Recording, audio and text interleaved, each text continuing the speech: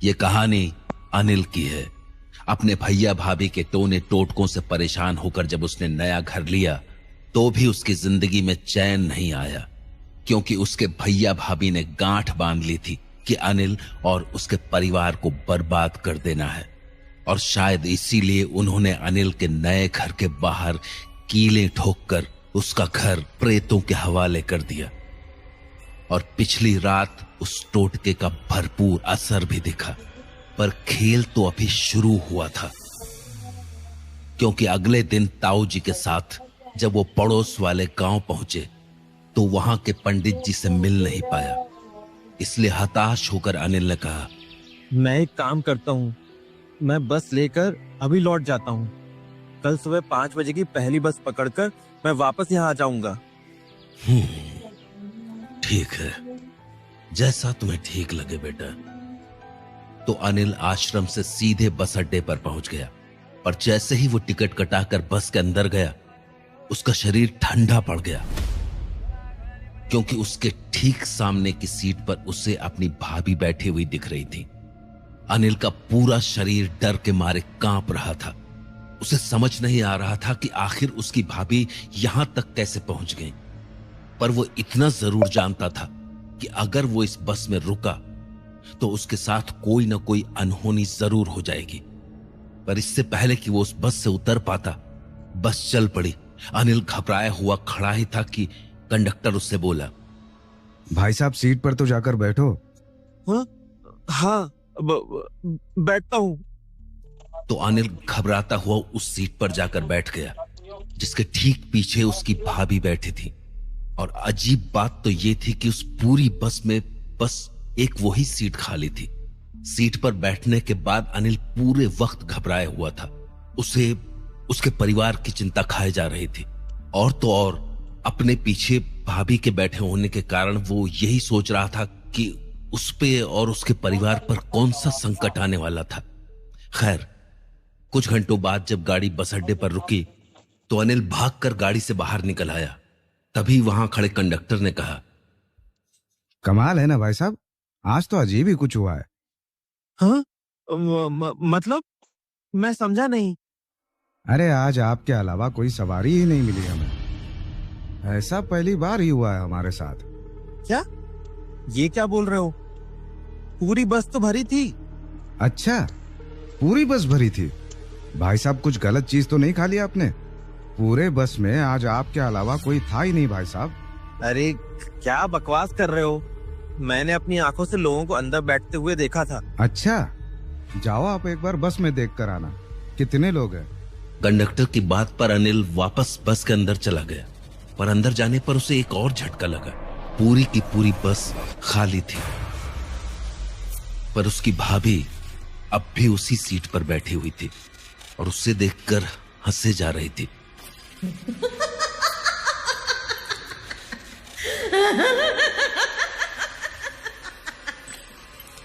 घबराता हुआ अनिल जब दोबारा बस के बाहर निकला तो कंडक्टर ने बोला, हाँ भाई, मिल गए लोग। भैया, बस तो खाली है पर अंदर एक औरत है। अच्छा, पहले कह रहे थे कि बस भरी है, अब कह रहे हो कि अंदर एक औरत है। क्यों पागल कर रहे हो भाई साहब? अरे मैं मजाक नहीं कर रहा हूँ, मेरी बात मानो, अंदर वो बैठी हुई है। भाई साहब, ऐसा है कि सुबह से वैसे भी कुछ खास कमाई नहीं हुई है, तो अब मुझे माफ करो और आप अपने घर को निकलो। अरे मैं झूठ नहीं बोल रहा हूँ, आप चलकर देखिए अंदर। अपना मन मार के जब कंडक्टर अनिल के साथ बस के अंदर आया तो उसने बोला, भाई साहब, हो गया आपका? अरे वो तो आप इसी गांव के हो तो मैं कुछ नहीं कह रहा, पर मेरा और वक्त बर्बाद मत करो। अरे वो सामने ही तो बैठी है, वो सामने की सीट पर। अरे नहीं है इस बस में कोई, कितने बार कहूं, अब जाओ यहां से। अनिल को उसकी ये बात अजीब तो लगी, पर उसे ये समझते देर नहीं लगी कि ये सब उसकी भाभी का ही खेल चल रहा था। तो वो सीधे अपने घर की ओर निकल गया, पर रास्ते में चलते हुए उसे ऐसा लग रहा था जैसे कोई उसके पीछे चल रहा हो, कोई ऐसा जिसने पांव में पायल पहन रखी हो। पर पलटकर देखने पर उसे वहां कोई नहीं दिखा, पर हाँ, एक काली सी बिल्ली जरूर बैठी हुई दिखी। तो वो उस पायल की आवाज को अपना वहम समझकर वहां से आगे बढ़ने ही वाला था कि तभी उसे कुछ अजीब सा दिखा। वहां जो बिल्ली बैठी थी उसकी परछाई बिल्लियों जैसी ना होके किसी औरत जैसी थी। ये देख के अनिल के होश उड़ गए। उसे तुरंत समझ आ गया कि उसका सामना छलावे से हो चुका है। छलावा वो शक्ति होती है जो अक्सर अपना रूप बदल के इंसानों को अपने छल में फंसा के पानी तक ले जाती है, क्योंकि एक बार छलावा पानी तक पहुंच गया उसके बाद उसकी ताकत 100 गुना बढ़ जाती है और फिर वो अपने असली रूप में आके इंसान को जान से मार डालता है। अनिल ये बातें अच्छे से जानता था, इसलिए उसने अपने पीछे खड़ी उस बिल्ली को नजरअंदाज किया और आगे बढ़ने लगा। पर छलावे का खेल इतना खतरनाक होता है कि इंसान चाह कर भी उससे जल्दी निकल नहीं पाता। वैसे तो उस बस अड्डे से अनिल का घर बस आधे घंटे की दूरी पर था, पर आज उसे घंटों बीत चुके थे और वो बार बार उसी जगह पर चक्कर काट रहा था, उसी जगह पर जहां उसे वो छलावा दिखा था। और वो बिल्ली अब भी उसके पीछे ही थी, मानो वो छलावा अनिल के थकने का इंतजार कर रहा हो ताकि वो उसके ऊपर अपनी पकड़ और मजबूत कर सके। वहीं अनिल वहां हैरान परेशान सा खड़ा ये सोच रहा था कि आखिर वो इस मुसीबत से बाहर कैसे निकले। तभी उसे ताऊ जी की कही बात याद आई। अनिल बेटा, बस एक बात हमेशा याद रखना, संकट कटे मिटाए सब पीरा, जो सुमिरै हनुमत बलबीरा। ताऊ जी की बात याद करके मानो अनिल के अंदर एक नई ऊर्जा सी पैदा हो गई। उसने अपने हाथ जोड़े और हनुमान जी का जयकारा लगाना शुरू कर दिया। पवन पुत्र हनुमान की जय, संकट मोचन हनुमान की जय, श्री राम दूत हनुमान की जय। उस जयकारे के बाद जब अनिल ने अपनी आंखें खोली तो मानो हवा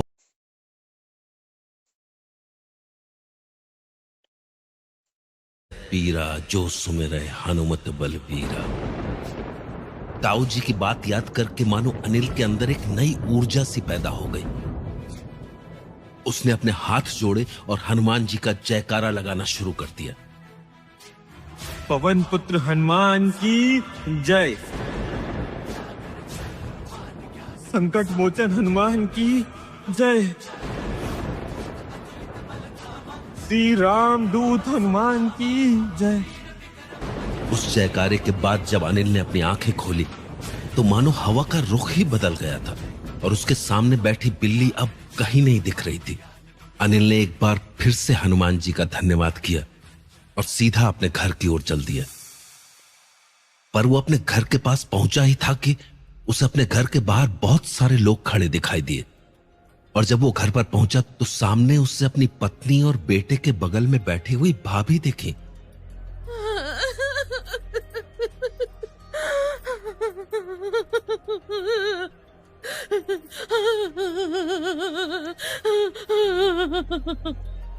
उसकी भाभी फूट फूट कर रोए जा रही थी। तो अनिल अपनी पत्नी के पास गया और उससे बोला, बबीता, ये सब क्या हो रहा है और भाभी यहाँ क्या कर रही हैं?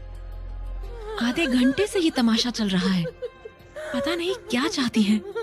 बार बार हमसे अपने घर चलने को कह रही हैं। इससे पहले कि अनिल कुछ बोल पाता उसकी भाभी कविता ने कहा, अनिल, तुम्हारे भैया की हालत बहुत बुरी है। उनके पास बहुत कम समय बचा है। वो बस तुम्हें और तुम्हारे परिवार को आखिरी बार देखना चाहते हैं। मैं मानती हूँ हमने तुम लोगों के साथ बिल्कुल भी अच्छा नहीं किया, पर मुझे अपनी गलती का एहसास हो चुका है और शायद मुझे इसकी सजा भी मिल चुकी है। तुम्हारे भैया आखिरी सांसें ले रहे हैं। मैं तुम्हारे आगे हाथ जोड़ती हूँ, उनकी आखिरी इच्छा पूरी कर दो। उन्हें तुम लोगों को एक आखिरी बार देख लेने दो। भाई के प्रेम में तो लक्ष्मण जी ने भी अपना घर त्याग दिया था और ये तो अनिल था। तो वो अपनी पत्नी और बेटे को लेकर भाभी के घर चल पड़ा। भाभी कविता की बातें सुन के उसका दिल पसीज गया था। तो थोड़ी ही देर में वो लोग वहां पहुंच गए, पर घर के अंदर पहुंचते ही कविता ने दरवाजा बंद कर दिया, जिसके बाद अनिल और उसके परिवार के सामने बस काला अंधेरा था। ये क्या हो रहा है? हमें कुछ दिख क्यों नहीं रहा? भैया, भाभी। तभी अचानक से उस कमरे में रोशनी जली और उसके बाद उन्होंने जो देखा उससे उनके होश उड़ गए। उस कमरे की चारों दीवारों पर टोटके लगे हुए थे और तो और कुछ चीजें तो छत से भी नीचे झूल रही थी। वो लोग उस कमरे को देखे ही जा रहे थे कि तभी उनकी नजर नीचे पड़ी। वो तीनों एक गोल घेरे के अंदर थे और उनके ठीक सामने एक हवन कुंड था, जिसके ऊपर एक इंसानी खोपड़ी रखी हुई थी और उनके ठीक सामने भाभी खड़ी थी, जिनके सारे बाल उनके चेहरे पर आ चुके थे, मानो अब वो कोई विकराल रूप धारण करने वाली हो। तभी अनिल को अपने बड़े भाई की आवाज आई। कमाल हो तुम भी। अरे तुमने ऐसा क्या कर दिया कि ये खुद ब खुद तुम्हारे साथ चले आए? भाई सुनील कमरे में बाईं तरफ बैठा था और वो बिल्कुल ठीक था। अनिल को समझ आ चुका था कि उसकी बेवकूफियों ने आज उसे और उसके परिवार को मौत के मुंह में लाकर खड़ा कर दिया है। वो ये सब सोच ही रहा था कि तभी उसकी भाभी की आवाज सुनाई पड़ी।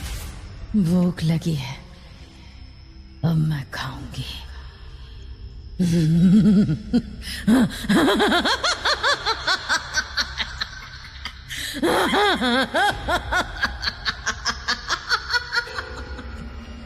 कविता भाभी ने इतना कहा ही था कि तभी पूरे कमरे में रोशनी जलने बुझने से लगी और सामने रखा हवन कुंड तेज लपटों के साथ चलने लगा।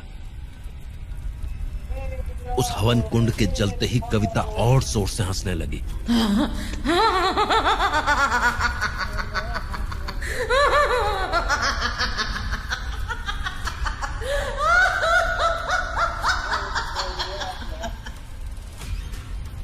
अब अनिल को समझ आ चुका था कि ये उसका और उसके परिवार का आखिरी वक्त है, क्योंकि यहां से अब उन्हें कोई चमत्कार ही बचा सकता था।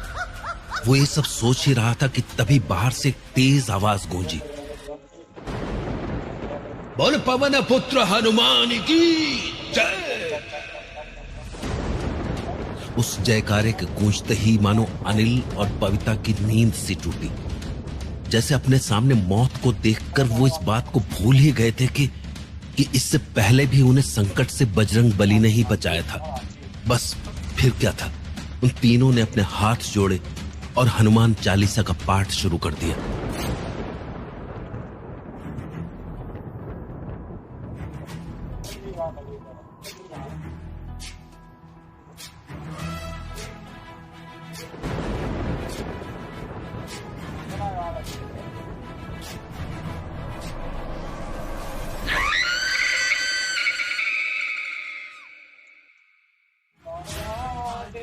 अनिल ने अपनी पत्नी से बस सुना ही था कि हनुमान चालीसा में कितनी ताकत होती है, पर आज उसने वो ताकत अपनी आंखों से देख भी ली थी। उसके बाद तो उसकी भाभी की हालत ऐसी हो चुकी थी कि अब वो पहचान में भी नहीं आ रही थी। वहीं उसका बड़ा भाई सुनील अपनी जगह पर ज्यों का त्यों अवाक सा बैठा हुआ था।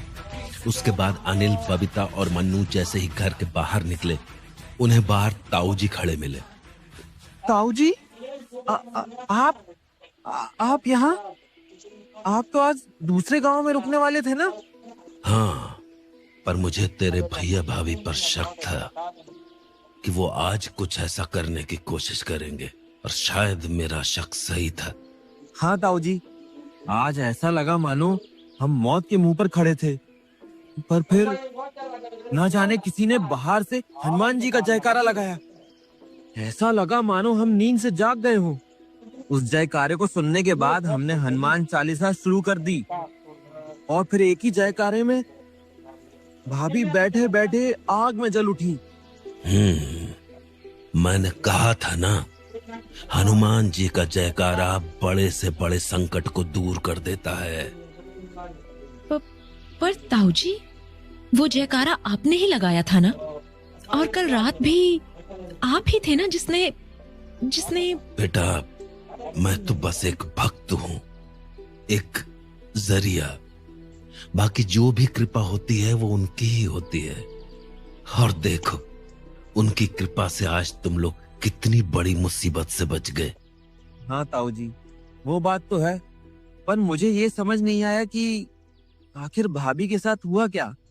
बेटा, तेरी भाभी ने आज तुम लोगों के लिए बहुत बुरा सोचा था, इसीलिए आज वो तुम लोगों को अपने घर लेकर आई थी। शायद उसने किसी प्रेत को आज दावत पर बुलाया था। दावत पर? हाँ, तुम तीनों ही आज उसकी भेंट चढ़ने वाले थे। पर फिर क्या हुआ? जब तुम लोगों ने हनुमान चालीसा का पाठ शुरू किया तो वो प्रेत बेचैन हो उठा और लाख चाह के भी वो तुम तीनों को छू नहीं सका। इसलिए उसने अपना असर तेरी भाभी पर दिखा दिया और उसे ही अपना शिकार बना लिया।